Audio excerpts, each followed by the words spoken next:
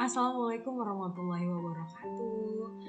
Apa kabar pelajar di seluruh Nusantara tercinta, khususnya pelajar SMA kelas 11 yang hari ini akan aku sapa lewat satu materi bahasa Indonesia tentunya, menganalisis kebahasaan resensi. Kembali bareng aku lagi Aimar Hayanti di channel terkeren, terkece, teredukasi, tersarap informasi menurut diriku sendiri tentunya, yaitu channelnya Aimar Hayanti. Nah, buat kamu nih teman-teman yang belum subscribe dong. Katanya kan subscribe itu gratis ya. Kapan lagi coba mau beramal ibadah mumpung menjelang bulan Ramadan. Iya teman-teman, seperti yang saya sampaikan tadi, materi kali ini kita akan menganalisis kebahasaan resensi, materi yang ada di kelas 11. Jadi buat teman-teman yang di kelas 11, khususnya yang ada di SMA Negeri 4 Pontianak, materi ini bakal bermanfaat buat kalian semua sih tentunya ya, karena materi ini akan membantu kamu untuk memahami sisi dari kebahasaan dari resensi itu seperti apa gitu ya. Dan dalam posisi kita yang sedang belajar daring, pastinya konten ini akan sangat bermanfaat juga buat kalian semua. Baik, tanpa berlama-lama lagi, langsung saja kita masuk ke pembahasan teks resensi. Iya, sebelum sampai ke ciri bahasa atau bahasa teks resensi itu, ciri-cirinya apa saja sih? Kita akan mulai dengan pengenalan awal. Seperti kata pepatah, tak kenal maka tak aruf, ya kan? Jadi pengenalan awal ini kita harus tahu dulu dong ya, apa sih resensi itu, minimal tahu dasarnya dulu gitu. Nah, resensi ini sendiri saya mengutip dua landasan teori gitu ya, tentang definisi dari resensi. Yang pertama, menurut Haji Dalman dalam bukunya Keterampilan Menulis yang dirilis tahun 2016, beliau mengatakan bahwa resensi adalah tulisan ilmiah yang membahas isi sebuah buku. Jadi ilmiah nih ya, bukan fiksi, termasuk kelemahan dan keunggulannya untuk diberitahukan kepada pembaca. Jadi resensi itu adalah tulisan ilmiah menurut beliau yang membahas isi sebuah buku. Isinya itu bisa saja tentang kelemahan maupun keunggulannya yang kemudian di-sharing atau disampaikan kepada pembaca. Kemudian menurut Kamus Besar Bahasa Indonesia atau KBBI, resensi sendiri adalah pertimbangan atau pembicaraan tentang buku, dengan kata lain ulasan buku gitu.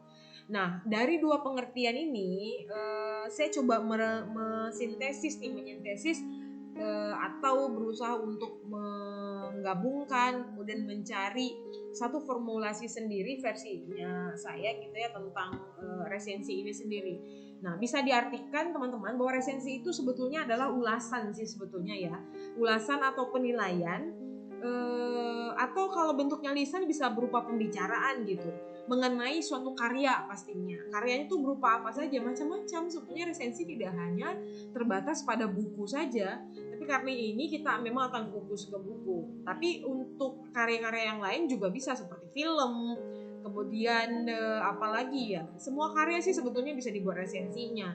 Kemudian tugas kita sebagai penulis resensi ini ya seperti tadi kata Pak Haji Dalman gitu ya, bahwa kita sebagai penulis resensi bertugas untuk memberikan gambaran nih kepada pembaca mengenai karya yang kita resensi ini kira-kira layak atau tidak sih untuk dibaca gitu. Jadi intinya adalah berbagi informasi kepada publik secara objektif mengenai kelebihan dan kekurangan karya yang kita resensi. Dalam hal ini adalah buku.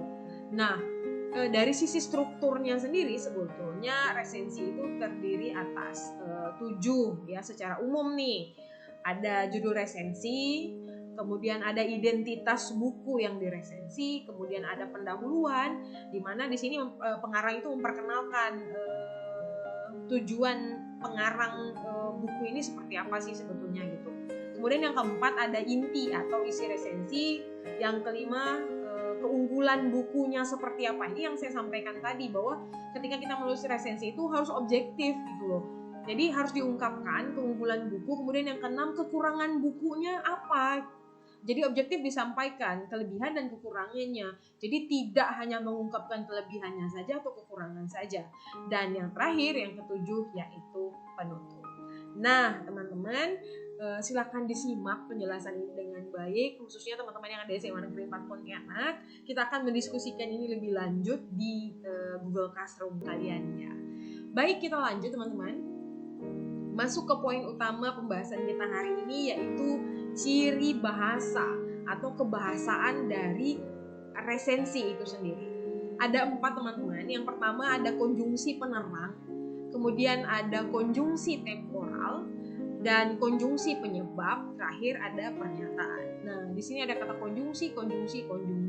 Teman-teman pasti sudah tidak asing lagi dengan kata konjungsi tentunya.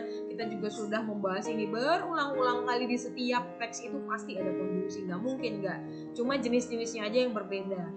Apalagi konjungsi temporal nih, sering banget muncul di beberapa teks gitu ya. Konjungsi, nama lainnya adalah, iya, tepat sekali, kata penghubung. Nah, kita mulai dari yang pertama, ada konjungsi penerang namanya. Kita lihat, apa sih konjungsi penerang itu? Nah, konjungsi penerang ini adalah satu di antara ciri bahasa yang ada di teks resensi. Nah, kalau di sini jenis konjungsi yang saya tampilkan dari kutipan teks buku teks atau novel karya Andrea Hirata ya, Laskar Pelangi, resensinya nih, bukan bukunya, resensinya. Ada kutipan resensinya di situ. Ada konjungsi jenis penerang yaitu yakni. Sebetulnya tidak hanya yakni sih sebetulnya gitu ya. Konjungsi penerang itu bisa seperti bahwa, yaitu, ya kan, tambahannya. Intinya adalah konjungsi ini memberikan penjelasan bahwa setelah ini ada penjelasannya mengenai objek yang dibahas, sebetulnya seperti itu. Makanya disebut dengan konjungsi penerang. Nah, seperti kutipan teks di sini teman-teman bisa lihat. Ini kutipan resensi tentang novel Laskar Pelangi karya Bang Andrea Hirata ya. Nah, di sini kita baca sedikit. Laskar Pelangi merupakan judul novel yang pertama kali dirilis oleh penulis fenomenal yakni Andrea Hirata. Nah, di sini menerangkan atau menerang siapa sih sebetulnya penulis buku ini gitu. Lebih memperjelas seperti itu. Nah, selanjutnya kita akan masuk ke kajian yang kedua, yaitu konjungsi temporal. Nah, di sini ada 3 nih teman-teman, konjungsi temporal yang kita ambil masih dari kutipan resensi buku novel, bukan buku, ya buku novel lah ya, betul ya, novel Bang Andrea Hirata gitu ya, Laskar Pelangi. Nah, kan di sini ditemukan ada 3 nih teman-teman, konjungsi temporal, yaitu kemudian selanjutnya seketika. Kemudian apakah hanya itu saja gitu? Masih banyak. Seperti yang pernah kita bahas bahwa konjungsi temporal adalah kata penghubung yang menunjukkan adanya urutan waktu. Nah, setiap konjungsi yang menggambarkan urutan waktu, maka itu pasti disebut dengan konjungsi temporal. Selain kemudian selanjutnya ketika ada sejak, semenjak gitu ya, akhirnya, setelah itu, setelah kemudian gitu ya. Nah, itu disebut dengan konjungsi temporal. Nah, di sini di kutipan ini teman-teman bisa melihat sendiri letak dari konjungsi temporal itu seperti apa. Di sini seperti contoh, meskipun dengan segala keterbatasan yang ada, baik sarana, prasarana, dan tenaga pengajar, ke-10 anak yang selanjutnya, berarti ada tahapan waktu ya, disebut sebagai Laskar Pelangi itu tetap bersemangat dalam menjalani aktivitas pendidikan mereka. Nah, di sini jelas fungsi dari selanjutnya ini kemudian menunjukkan adanya urutan waktu dari sebelum dan sesudahnya. Demikian ya teman-teman, untuk konjungsi temporal, saya yakin kalian pasti bisa memahami ini dengan baik. Selanjutnya ada konjungsi penyebab. Apa sih konjungsi penyebab? Yuk kita cek. Nah, konjungsi penyebab masih dari kutipan resensi novelnya Andrea Hirata, Laskar Pelangi. Di sini kita menemukan ada konjungsi penyebab karena. Nah, karena ini menunjukkan adanya hubungan sebab gitu ya. Kenapa ini bisa terjadi? Ya karena ini gitu. Jadi sebab kemudian akibatnya seperti apa.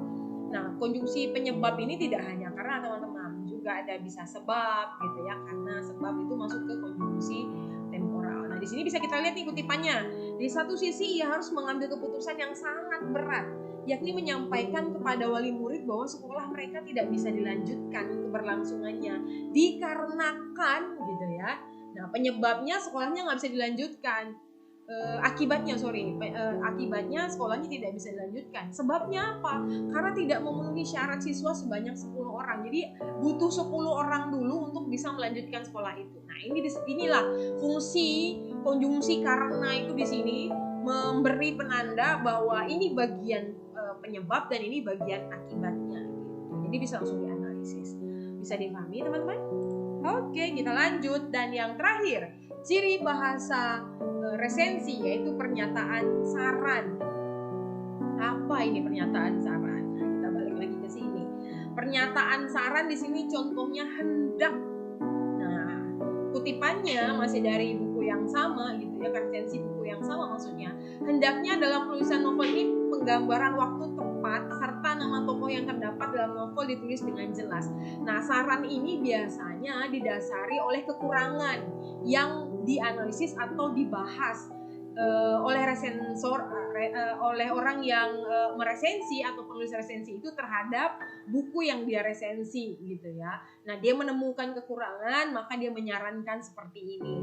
Nah, kalau di novelnya Kak Andrea Hirata sepertinya dia menemukan gitu ya bahwa penggambaran waktu, tempat serta nama tokoh yang terdapat dalam novel itu ditulis tidak dengan jelas gitu, makanya disarankan untuk bisa diperjelas.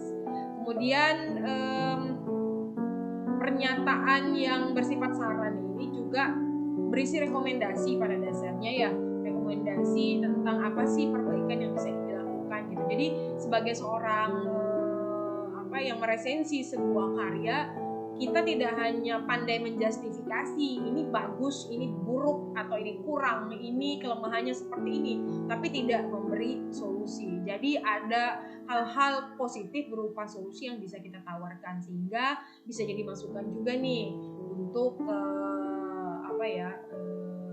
orang yang karyanya kita resensi.